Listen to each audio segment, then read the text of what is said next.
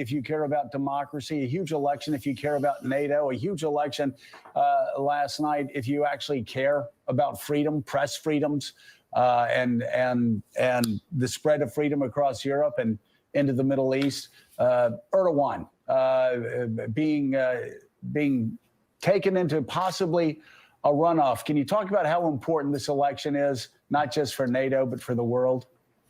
No, it's important. It's important, given how Turkey's strategic location, Turkey's role as an influence in everything from Ukraine, in NATO's future, given their, how they've sided NATO's with Russia future in many areas, as a democracy, as a place that tends to imprison journalists. It's part of the larger trend, Joe, I think, as you're framing it, of whether democratic backsliding is the norm. And Turkey's been a classic case of a democratic backslider. The United States has been leading the way on that. It's called the Patriot Act. It's called habeas corpus. The United States can imprison you indefinitely if they suspect you of being a terrorist. Democracy has died in the United States. We've been leading the way. But I'll let the video continue.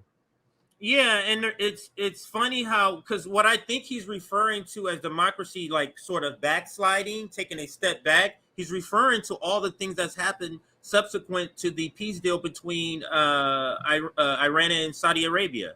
And then, all the other subsequent things that have happened since then, like readmitting Syria back, readmitting Syria back into the Arab League. They're against that. So they're describing it as a step back from democracy doing these types of things. And this is what he's referring to with Turkey. But listen to what else he says. He makes another point before he closes here. They only talk about it for like 45 seconds.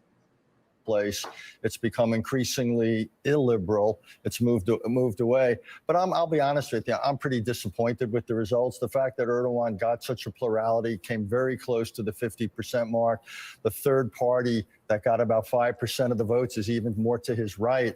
I think between the politics and his ability, shall we say, to influence the counting of votes, I think it's almost a lock now that he's going to continue on as the leader of that country. And that's bad news for the United States. It's bad news for Europe. And listen to this last part.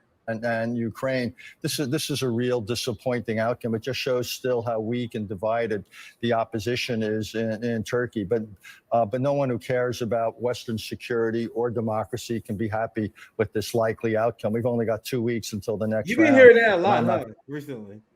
Crazy. We can stop there as far as the video, but go ahead if you want to. On that same topic, just real quick, I'm going to throw this in here. One of the biggest reasons why they hate Erdogan, like they're gonna pretend it's because he's a right winger, all this stuff. No, it's not. You got to support Biden. That's not what it is. It's because Turkey has been one of the few countries that has been opposing NATO expansion. Before, there was the one holdout country that was denying Sweden and Finland their place in NATO. So they are telling you all sort of bullshit on Morning Joe. This is not why they were mad. That's why people who watch MSNBC and CNN, they are less informed than people who don't watch it, because you watch that segment and you don't know what I know, you're getting bad information. So this is the reality of the situation.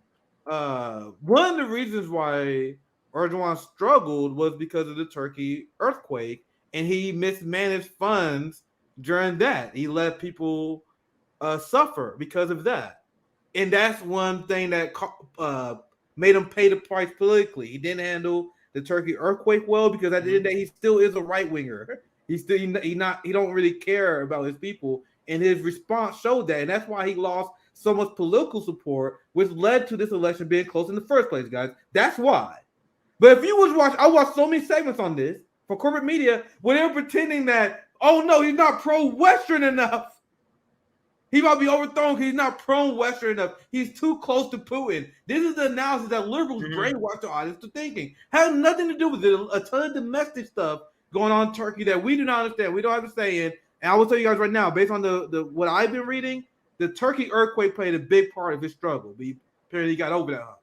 Yeah, because he should. You're saying that to say, meaning he should have walked away from this race and won outright without a runoff. You're saying because he wasn't able to do that is because of one of the reasons would be there were a lot of anger earthquake, towards. yeah. There are a lot of anger towards Turkey's handling of the earthquake. Same way we have anger towards like where our government or Katrina or any natural disaster. That was a lot of the criticism from Turkey there. But if you watch Morning Joe or if you watch MSNBC, CNN, they'll pretend that it's because Erdogan is not pro-West enough. That is not what it is. Look at this. Oh, when you talk about how these election results is horrible for them, this is why they got exit polling there too. Majority of Turkish citizens favor good ties with Russia. Consider the United States adversarial. Turkey sees what's up. Polls last year shows that close to 90% of Turkish citizens blame the United States and NATO for the war in Ukraine, CJ. 90%. Wow. Over 60% said they view Russia positively. It was only like 24% that viewed them negatively and viewed Russia as hostile. Only 24%. So this is why there's the real meltdown over Turkey. And you would never know that if you watch corporate news. Never know. And this is my mom, for example, it's Mother's Day yesterday. So was it yesterday? Yeah, yesterday. So and with my mom, and she would never know anything like that unless I talked to her about it at dinners and stuff and lunches, which I do. I talk to her about other stuff because I know she's not going to get it through MSNBC because that's what she watches. But this goes to prove that whatever our corporate media, whether print or televised or on radio, to be honest with you, whatever they're telling us about foreign countries, you can almost guarantee it's not the truth. You can almost guarantee it's not the truth because speak to the point, this is a NATO member country, Nick, and they don't want this leader to be here because specifically on Russia, which is really on China, which is because they see any allyship with Russia or China is really allied with both countries, is how the United States view it. And that's what they're looking at with Erdogan. He's not hardline enough.